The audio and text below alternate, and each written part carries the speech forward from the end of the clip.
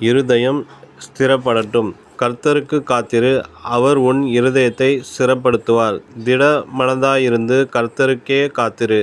சங்கீதம் 27:14.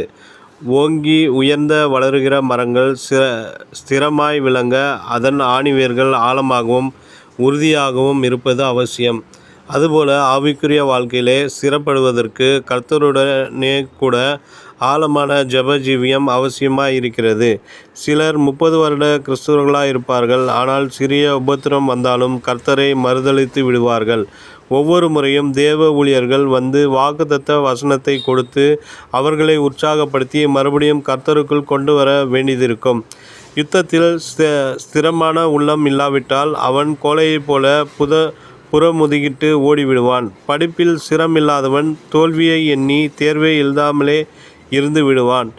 எந்த காரியத்துக்கும் ஸ்திரமான உள்ளம் அவசியம். அப்போஸ்தலர் பேதுரு விசுவாசிகளுக்கு இவ்வாறு எழுதுகிறார்: கிறிஸ்து இயேசுவுக்குள் நம்மை தமது நித்திய மகிமைக்கு அழைத்தவராயிருக்கிற சகல கிருபையும் பொருந்திய தேவன் தாமே கொஞ்ச காலம் பாடு அனுபவிக்கிற உங்களை சீர்படுத்தி ஸ்திரப்படுத்தி பலப்படுத்தி நிலைநிறுத்துவாராக. 1 பேதுரு 5:10.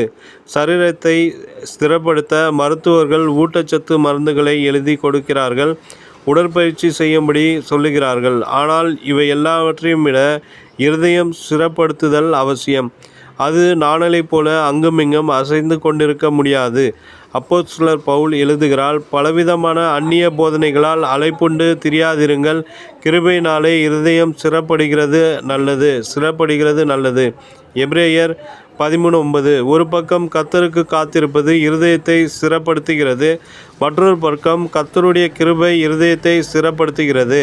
தேவ பிள்ளைகளே, தங்களை கர்த்தர் ஸ்திரப்படுத்துவதற்கு ஒப்புக்கொடுக்க வேண்டும். அதற்கு பொறுமை மிக மிக அவசியம். அவசரமான இந்த உலகத்தில் கர்த்தருக்கு நீடிய பொறுமையோடு காத்திருப்பது சற்று கடினமான காரியம்தான்.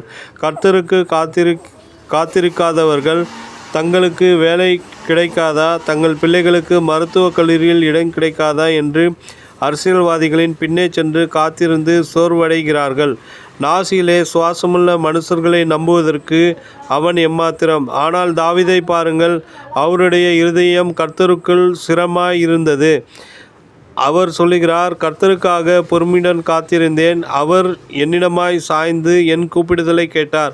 பயங்கரமான குழியிலும் உளையான சேற்றிலும் இருந்து என்னை தூக்கி எடுத்து என் கால்களை கன்மலையின் மேல் நிறுத்தி என் அடிகளை உறுதிப்படுத்தி நமது தேவனை துதிக்கும் புதுப்பாட்டை அவர் என் வாயிலே கொடுத்தார். சங்கீதம் 40:1.